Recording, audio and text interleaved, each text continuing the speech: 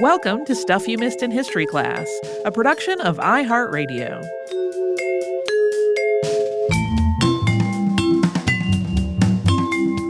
Hello and welcome to the podcast. I'm Tracy V. Wilson. And I'm Holly Fry. Something I think I've mentioned on the show before is that I think about etiquette a lot because in my lifetime, there's been just a huge shift in how we interact with other people. Like, social media did not exist when I was born, and now it is a major way that a lot of people communicate with one another. And I don't know if anyone has heard. Feels like etiquette hasn't really kept up with that shift a lot of the time. There is a lot of stuff on social media happening continually that I would say is inconsiderate, like at best. A lot of it actively incredibly rude. A lot of people use the word manners and etiquette interchangeably, but they have slightly different but interrelated meanings. Different sources, of course, give slightly different definitions, but essentially, manners, that's a person's conduct or behavior, and then etiquette is the code of manners, or the rules that delineate what good manners are. Books on etiquette, which is what we are talking about today in this installment of 6 Impossible Episodes, they don't necessarily reflect the rules that everyone is actually following.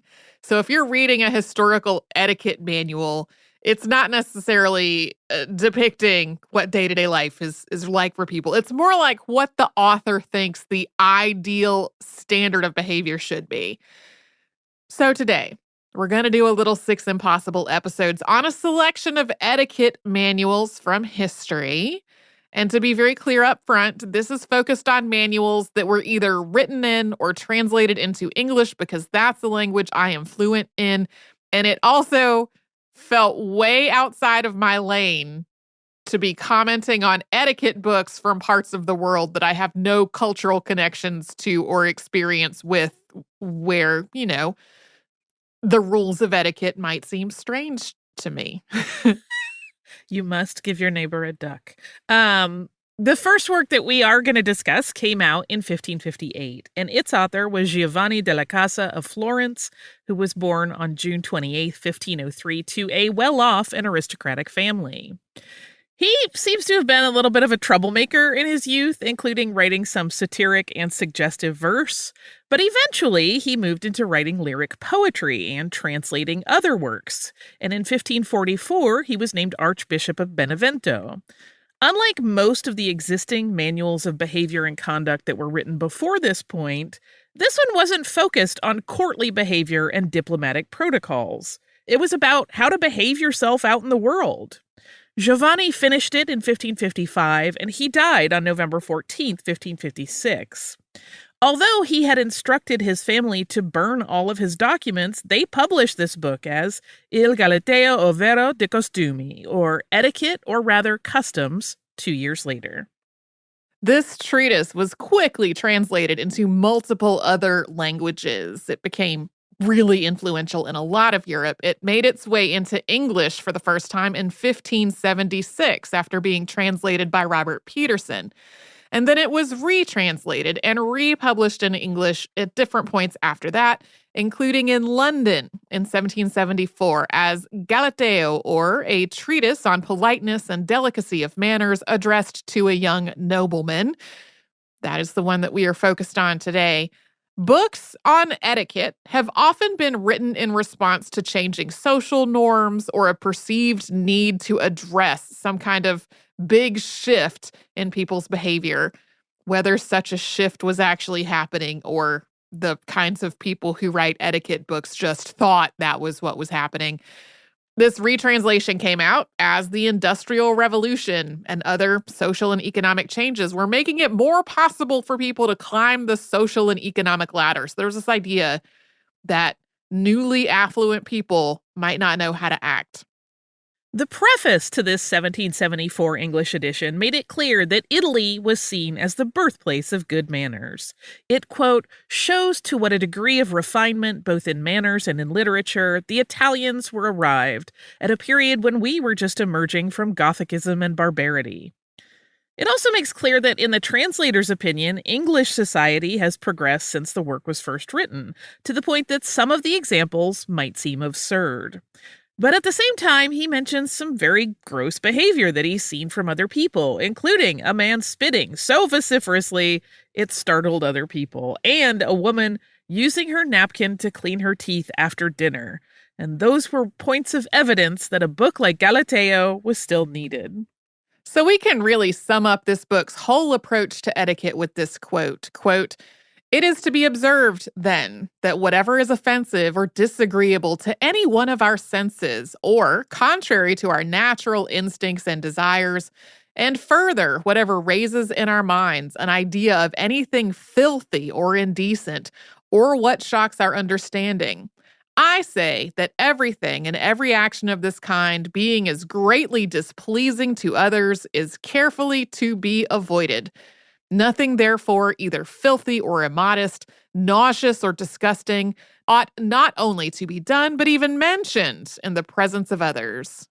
Some examples of things to be avoided: finding something stinky and saying to the person next to you, "Smell this, it smells terrible." Similarly, grinding your teeth. Just breathing too loud. I feel like I do that one. Making horrible noises when coughing or sneezing. Howling like a wolf while yawning, which I think we should all adopt, actually. Expectorating in company. Smelling glasses of wine or plates of food belonging to other people. Speaking about vulgar subjects. Being profane about God, whether you are serious or joking. Going on at length about what you dreamed about last night. Lying, arrogance, buffoonery, and giving unsolicited advice, especially to people who are not your true and intimate friends. I like how many of these are still things that people point out. Also, Giovanni della Casa sure did not like jingling puns, as well as what we might describe today as dad jokes. Quote, "You will meet also with some people who, for every word that is spoken, have some other word, without any meaning, ready at hand by way of jingle. Others who will change the syllables in a word in a trifling, foolish manner. Others will speak and answer in a different manner from what we expected, and that without any wit or beauty of thought, as, 'Where is thy lord?' In his clothes, unless he is bathing or in bed. 'How does this wine taste? A little moist, I think. How is this dish to be eaten? With your mouth?' And the like. All which kinds of wit, as you will easily apprehend, are low and vulgar." Giovanni, I'm with you. We could talk about that on Behind the Scenes. I'm not a pun fan. Next up, Letters to His Son on the Art of Becoming a Man of the World and a Gentleman by Philip Stanhope, 4th Earl of Chesterfield, purported namesake of the Chesterfield sofa. Philip had no children with his wife, but he did have 2 sons, and he wrote a series of letters to one of them, also named Philip, starting in 1737. The younger Philip died in 1768, and a few years later, his widow started publishing the letters because she really didn't have any other source of income. There was also a book that collected the parts that were focused on etiquette and combined it with other works, which was published as Principles of Politeness and of Knowing the World, and that came out in 1786. I chose this as one of the things to talk about in today's episode because it is frequently cited as the first use of the word etiquette to mean something like rules for polite behavior in English. Turns out that doesn't really hold up, though. The word etiquette comes from a French word meaning label or ticket. And then later, this word etiquette was used to describe cards or signs that outlined rules for proper conduct at court. So that label was sort of a label on the wall telling you how to act. And then the word etiquette came to describe those rules themselves.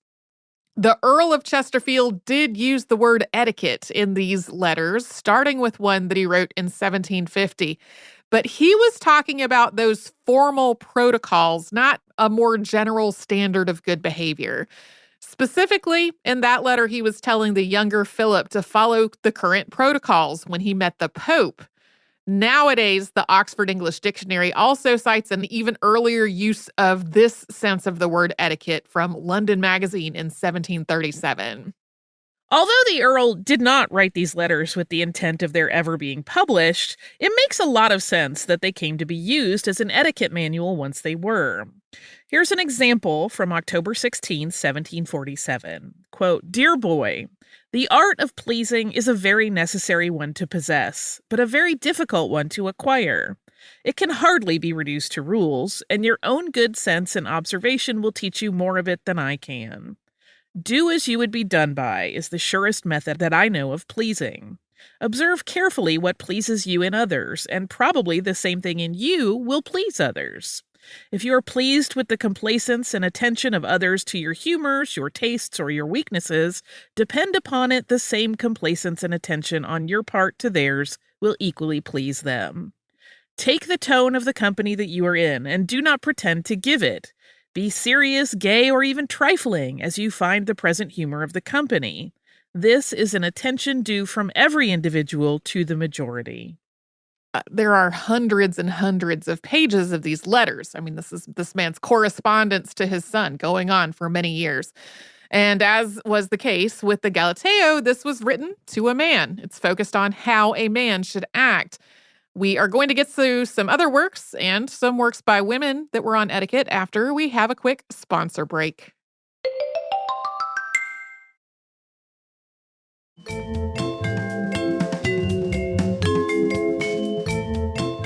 A ton of etiquette manuals came out in the United States and Europe in the 19th century, thanks in part to developments in printing for a mass market.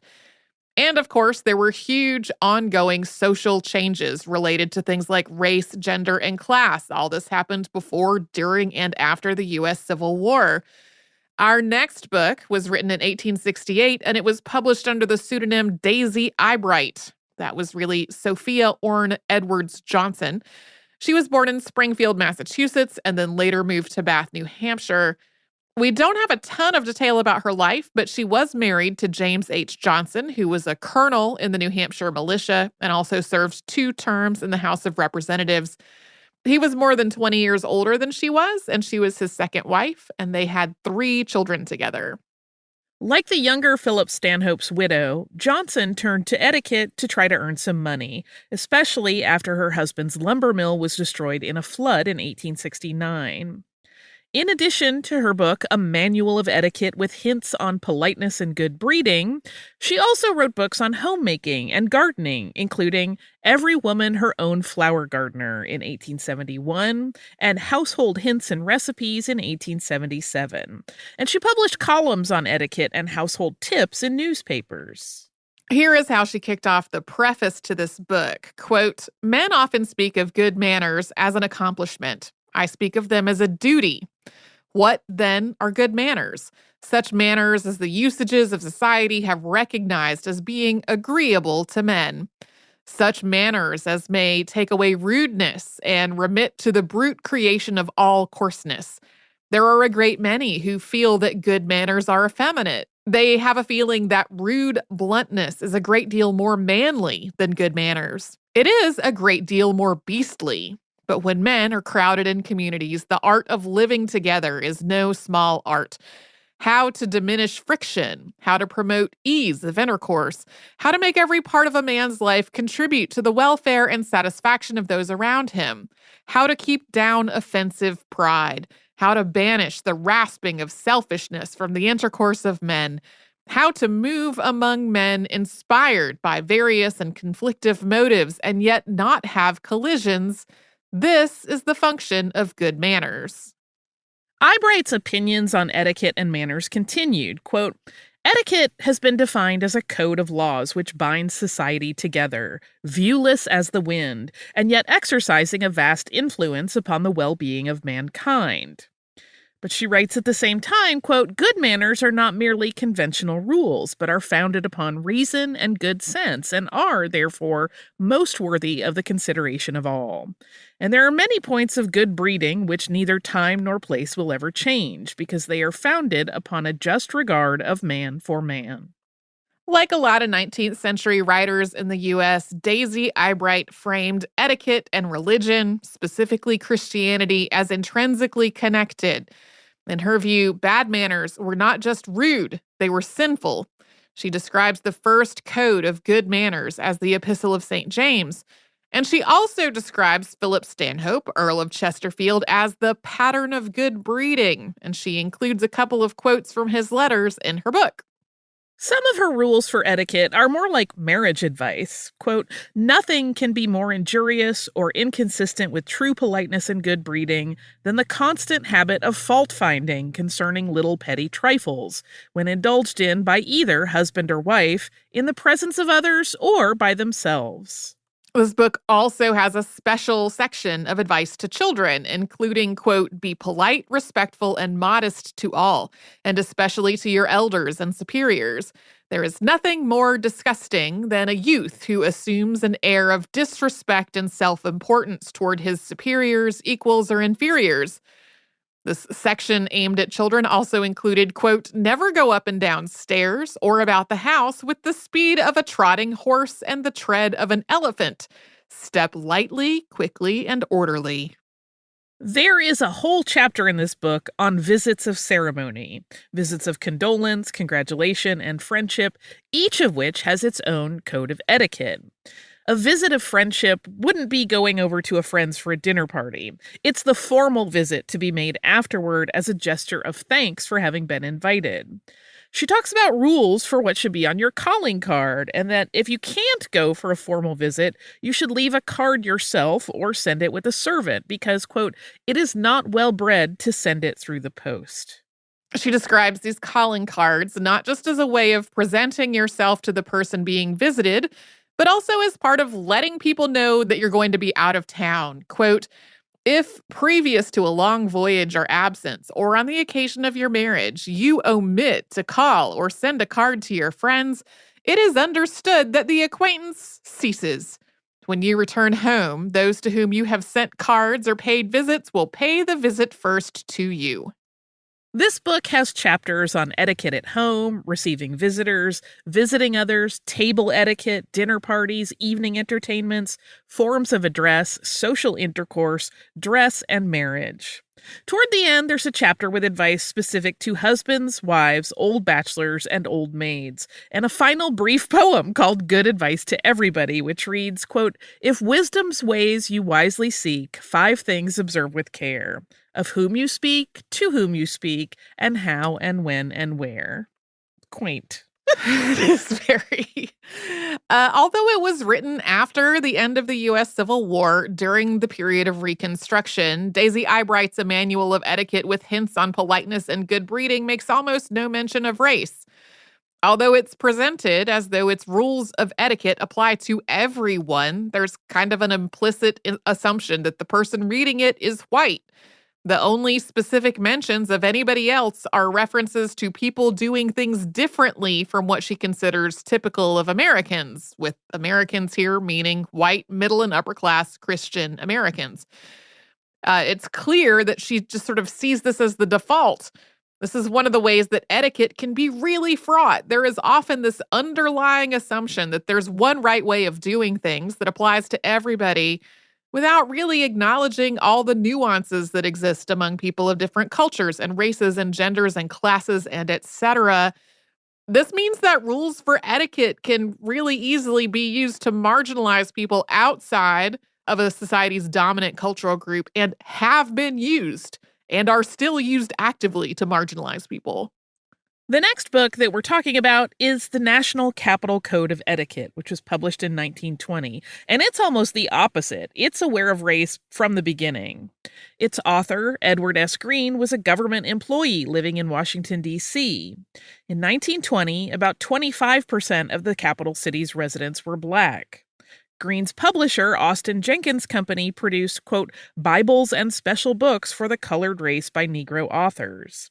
The publisher's note at the beginning ends with, quote, we consider it a great pleasure and our especial privilege to respectfully dedicate this volume to the colored race. The author's preface also starts with an anecdote about George Washington. In this anecdote, he bows and raises his hat to 2 Black laborers after they had done the same to him. And then when a friend that he was with said that it was undignified for him to have returned these laborers' salute, George Washington answered, quote, "Do you suppose I ever want to think that he had better manners than I did?" Various elements of this story are very cringy to me. And then the preface went on to say, quote, "Thus spoke the perfect gentleman. Kindly consideration of our inferiors as well as deference to our superiors is one of the first rudiments of good manners." But this book is not about how Black people should interact with white society. Its audience is Washington, D.C.'s Black middle class and the rules for behavior within that society. And a lot of the actual rules parallel the ones in the books that we've already discussed, like, quote, "First, you know what displeases or angers you personally. Avoid all such words or actions in your contact with others." After a little bit about not monopolizing conversations, this part of the book continues, quote, "Third, strive to please. Study your friends and acquaintances. If they have hobbies, encourage them to talk about their specialty." This all sounds very familiar. Yeah, a lot like the things that we've just talked about. Even though the rules themselves are often similar, though, the racial context of this book adds some additional nuances.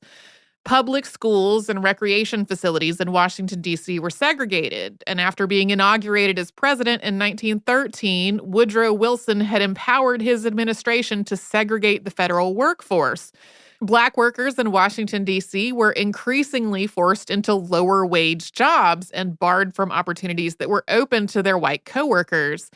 So while this book doesn't explicitly mention race after the preface, it's really threaded through with layers of things like respectability politics and a sense of racial uplift. Here's what Edward S. Green says about dressing for the types of formal visits that Daisy Eyebright also covered in her book. Quote, "In making formal calls, the lady does not remove her gloves, hat, or veil. A gentleman may carry his hat into the room. If wearing gloves, the right should be removed and held in the left gloved hand during the call." And here are his thoughts on dancing. Quote, "The author has seen these spasmodic revolutions of the dancing public come and go for many years, but the custom invariably returns to the dreamy waltz, the more conservative dances, and the sane orchestra sooner or later. Unless at least 7 musicians are employed, a drum is not only superfluous, it is an abomination." Since this book was published in 1920, it was able to include photographs, unlike the earlier books that we've talked about. There are pictures of the social settings that were being described, examples of well-dressed people, and the like. One thing that stands out is that most of the people in these pictures have relatively light skin. While the idea of racial uplift was theoretically focused on lifting up Black people as a whole, in reality, there was a lot of colorism, with people with lighter skin being seen as the best examples of the race. This book also includes a lengthy section on writing letters, and it includes examples of letters for all kinds of different purposes. Like, there is a sample letter for a man who wants to propose to a woman in writing because he's either too timid to do it in spoken words or just feels better able to express himself in writing. Then there are examples of how she could write back to him, either accepting his proposal or turning it down. Then there's another example of his letter to her father asking for his permission to get married, followed by examples of letters from the father answering yes or no. There are some sample letters in some of the other books that we're talking about today, but there are quite a lot of them in this one. And that makes a lot of sense, considering that this book was written a couple of generations after the abolition of slavery in the United States. Literacy rates in Black communities were still recovering from laws that had prohibited enslaved people and sometimes free Black people from learning to read and write. Yeah, literacy rates had improved a lot within Black communities, but there were still big disparities between Black communities and white communities. And then within the Black community, there were disparities by age groups, with much younger people generally more often able to read and older people maybe not. After we take a quick sponsor break, we are going to talk about one of the more famous American etiquette books.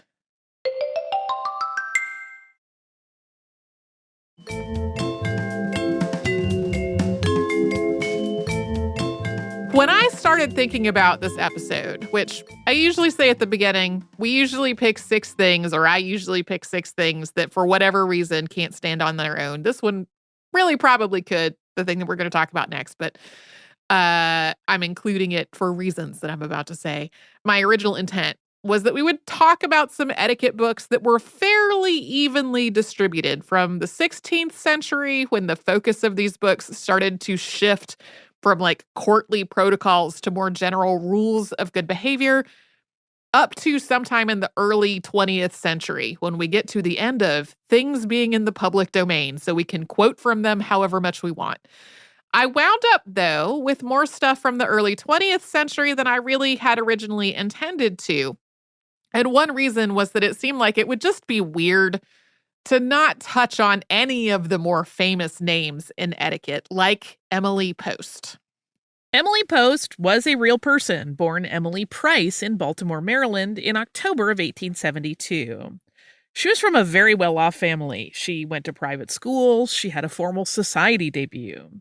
And she started writing after she and her husband divorced, once her children were in school. In addition to her works on etiquette, she wrote about things like architecture and interior design.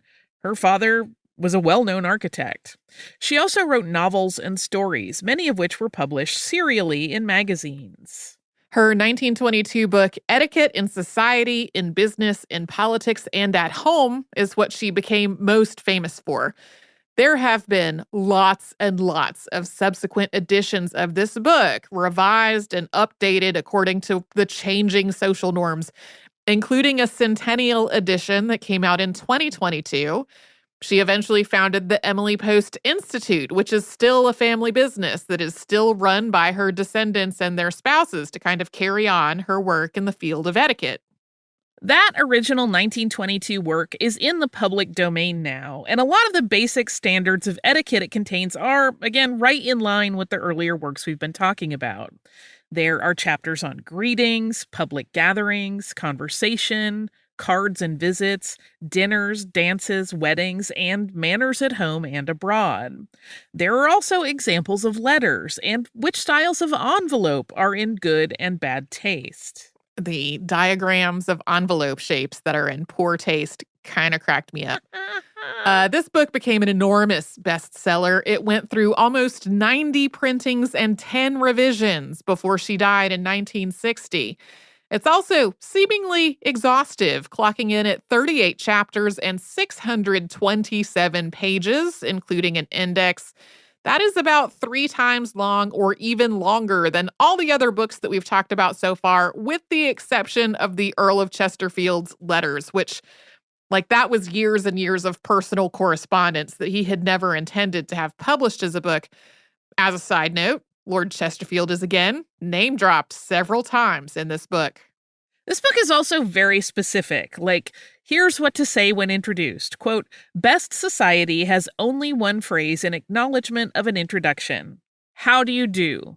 It literally accepts no other. When Mr. Batchelor says, 'Mrs. Worldly, may I present Mr. Struthers?' Mrs. Worldly says, 'How do you do?' Struthers bows and says nothing. To sweetly echo Mr. Struthers with a rising inflection on theirs is not good form. Saccharine chirping should be classed with crooked little fingers, high handshaking, and other affectations. All affectations are bad form. Persons of position do not say charmed or pleased to meet you, etc., but often the first remark is the beginning of a conversation. For instance, young Struthers is presented to Mrs. Worldly. She smiles and perhaps says, 'I hear that you are going to be in New York all winter.' Struthers answers, 'Yes, I am at the Columbia Law School,' etc. Or, since he is much younger than she, he might answer, 'Yes, Mrs. Worldly,' especially if his answer would otherwise be a curt yes or no. Otherwise, he does not continue repeating her name." The idea of best society, which Holly said at the very beginning of that quote, that was at the heart of this whole book. Quote, "Society is an ambiguous term. It may mean much or nothing. Every human being, unless dwelling alone in a cave, is a member of society of one sort or another. and therefore it is well to define what it is to be understood by the term best society and why its authority is recognized. Best society abroad is always the oldest aristocracy, composed not so much of persons of title, which may be new, as of those families and communities which have for the longest period of time known the highest cultivation. Our own best society is represented by social groups which have had, since this is America, widest rather than longest association with old world cultivation. Cultivation is always the basic attribute of best society, much as we hear in this country of an aristocracy of wealth.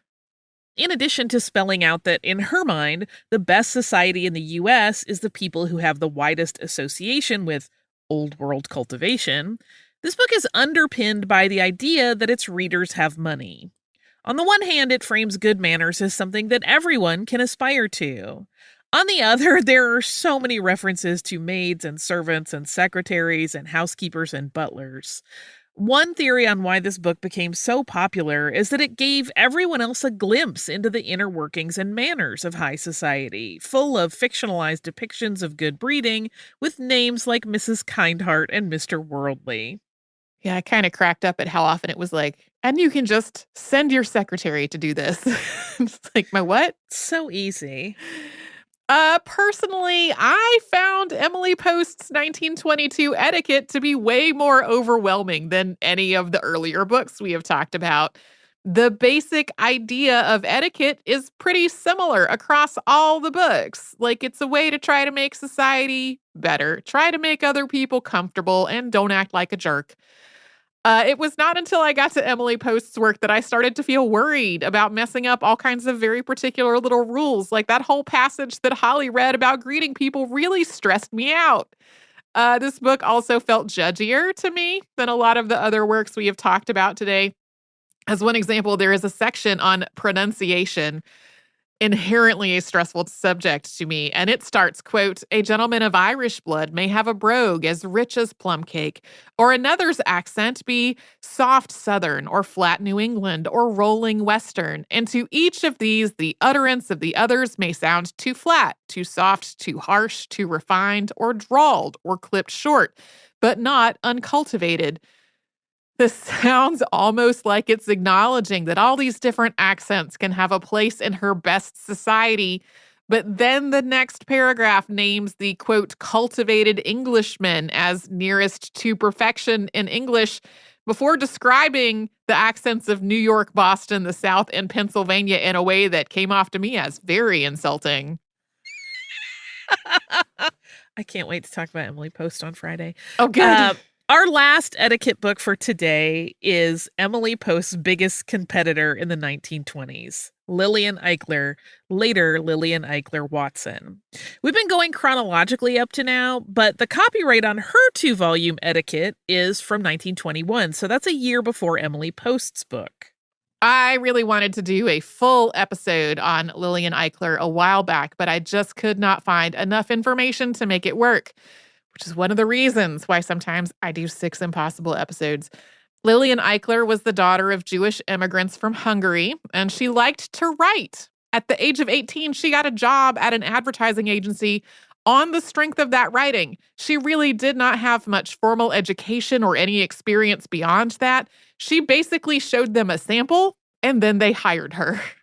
The advertising agency was Ruth Ralph and Ryan, and one of its clients was Doubleday Publishing.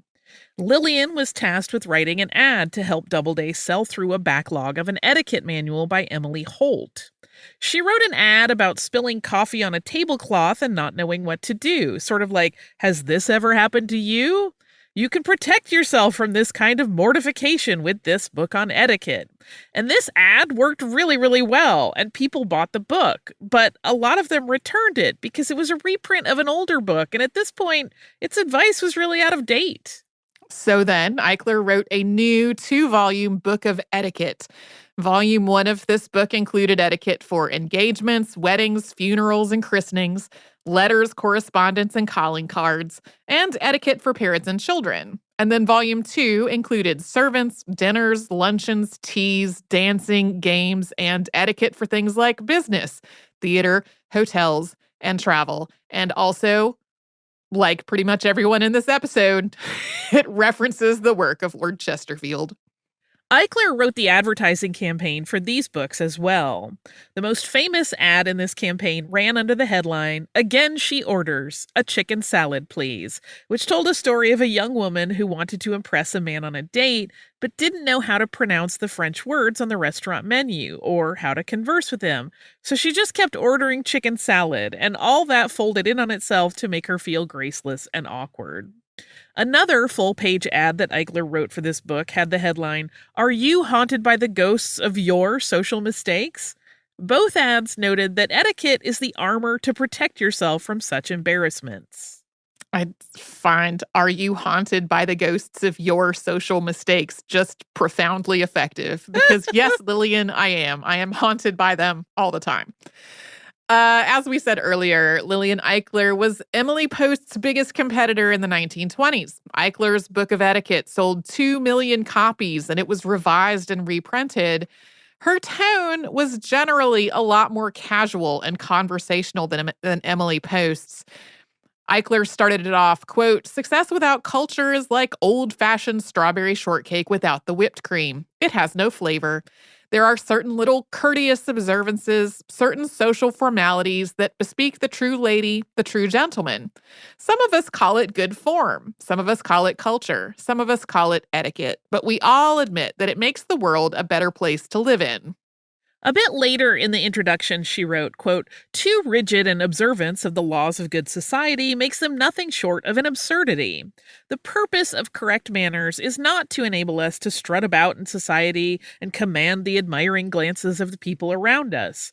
As the peacock in its vanity parades before onlookers in a proud dignity that is quite obviously assumed. The true service of etiquette is so to strengthen and simplify the social life that we are able to do what is absolutely correct and right without even stopping to think about it." Like any book from 100 years ago and all the other books we've been talking about today, parts of this are pretty backward by today's standards. Like, she acknowledges that a lot more women were making their way into the world of business, and that was something that she praised. But here is some of what she had to say about women in the workplace. Quote, "It took many centuries of hammering before the portals of business and industry and art were thrown wide open to women. Now that it has happened, it is her duty and pride to conduct herself in such a way that there can be no regrets and vain longings for the return of the woman of yesterday. By her manner and her dress, a woman determines her place, and the women who are careless of their appearance and careless of their standard are the ones who are hindering the progress of women toward the goal of perfect womanhood. When she enters business, she must realize that she is on an equal footing with men, and she should not demand or expect privileges simply because she is a woman.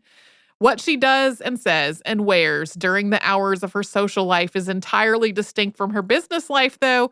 Of course, she is always courteous, however hard it may be sometimes to control herself under the grinding of the routine work at the office."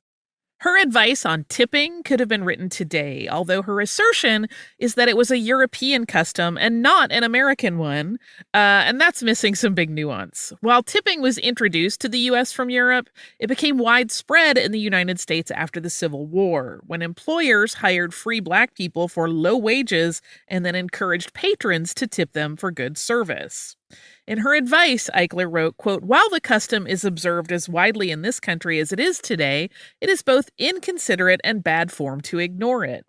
The wages of waiters and waitresses, porters and hotel servants are outrageously small, for the reason that they receive tips for each service they perform for individual guests and travelers.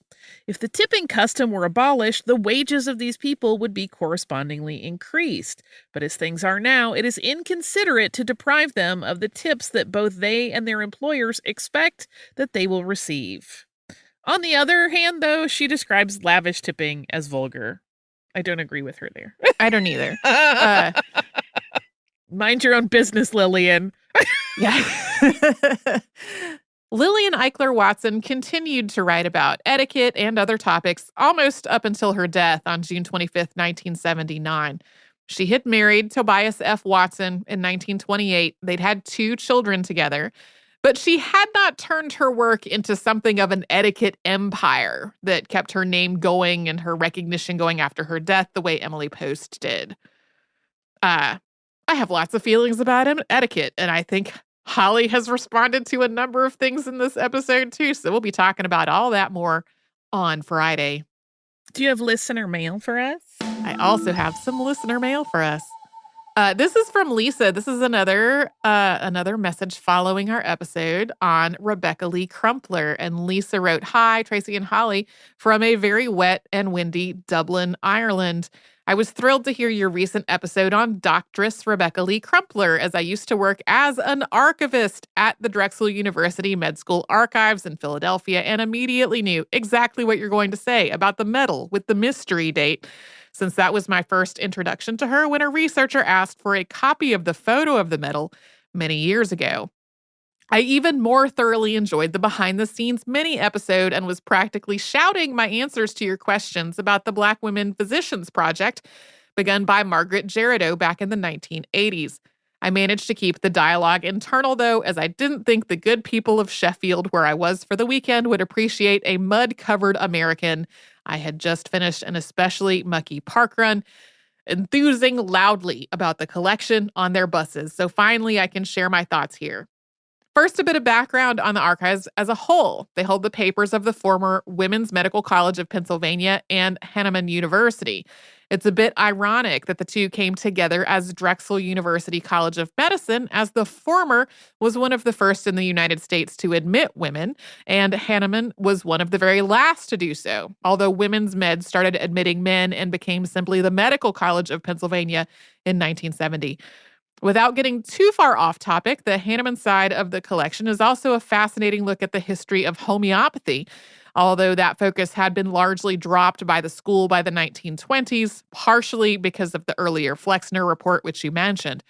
But because of its earlier grounding in that approach, there is a Paracelsus collection of rare books more people should know about, but that's a story for another time. Back to the Black Women's Physician Project, Margaret Jerideau began the work relatively early in her career. She later went on to work at Temple University as an archivist and still consults with the Mother Bethel AME Church Archives. Jerideau created what archivists call an artificial collection, pulling together items from across the Drexel Med archives. And I've spent a goodly amount of time with those boxes. It's often the first place to look when a researcher needs anything relating to Black women in medicine, whether they attended Women's Med or any of its descendant institutions or not. It's essentially an analog, starting to point to other parts of the collection or indeed to others elsewhere. It was an initiative very much ahead of its time and is hugely valuable. Of course, the rest of the collection is also amazing. Other early Black women doctors who did graduate from Women's Med include Rebecca Cole and Eliza Greer. Lisa points to some blog posts and says that they're a little too old now to count as self-promotion. Eliza Greer had a heartbreakingly difficult journey to becoming a doctor and a tragically early death, all too common a story for many early woman doctors. There's a letter in her file from Susan B. Anthony, essentially asking for someone else to offer her some assistance. There's also a great online collection on the question of whether doctor or doctress was the most appropriate title. There were certainly opinions among these early physicians supporting both views. But in short, it's an amazing collection to visit and still the friendliest place I've ever worked. Everyone goes above and beyond to support researchers of all sorts and to make sure that these women's stories are told. If you ever do visit, you can see Harriet, the preserved nervous system of probably Harriet Cole, although with all the caveats we would now have today about informed consent or its historical absence. Apologies for this being so long, but it's a place and team I remember with such fondness, and the care for the collections and drive for accessibility is second to none. I am, of course, also attaching a picture of our 2 cats, Ruby the Devon Rex, who has made a previous listener mail appearance on a letter from my husband about, of all things, turnips, and Ginger, the tortie. Both are tearing around the house right now. They are the best colleagues anyone could have for working at home. As always, a great listen. Lisa, P.S. I must always make more people aware of Dr. Euthanasia Mead, WMCP class of 1869, later the personal physician of Sarah Winchester of so-called Mystery House fame, and her graduate thesis, It is a Triumph of Nominative Determinism. Please enjoy, Lisa. So thank you so much, Lisa, for all of this. I received this, I think, mere minutes before we read or before we went into the studio to record last Tuesday. I wanted to note a couple of things besides just saying thank you so much for this. One is that there's also a lot in the Boston University School of Medicine history that is about homeopathy. I did not get into any of that in that episode at all because it felt sort of tangential to what we were talking about. But there are a lot of medical schools in the U.S. that, like late 19th, early 20th century, were very focused on homeopathy. And I also loved hearing sort of another perspective on this collection, sort of the perspective of someone who has worked there versus the perspective of some students accessing the collection. And of course, two incredibly cute cats sitting on some stairs. Magical Dev and Rex babies. Yeah. Looking a little startled. Cutie pies. So, thank you so much for this. Lisa, if you would like to send us a note about this or any other podcast, we're at historypodcast@iheartradio.com. And we're all over social media at Missed in History. I say all over. It's kind of it's like there's the X that used to be Twitter. There's Facebook. There is Instagram. We put up our new show announcements there.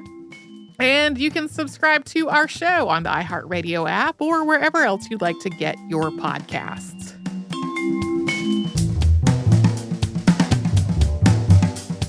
Stuff You Missed in History Class is a production of iHeartRadio. For more podcasts from iHeartRadio, visit the iHeartRadio app, Apple Podcasts, or wherever you listen to your favorite shows.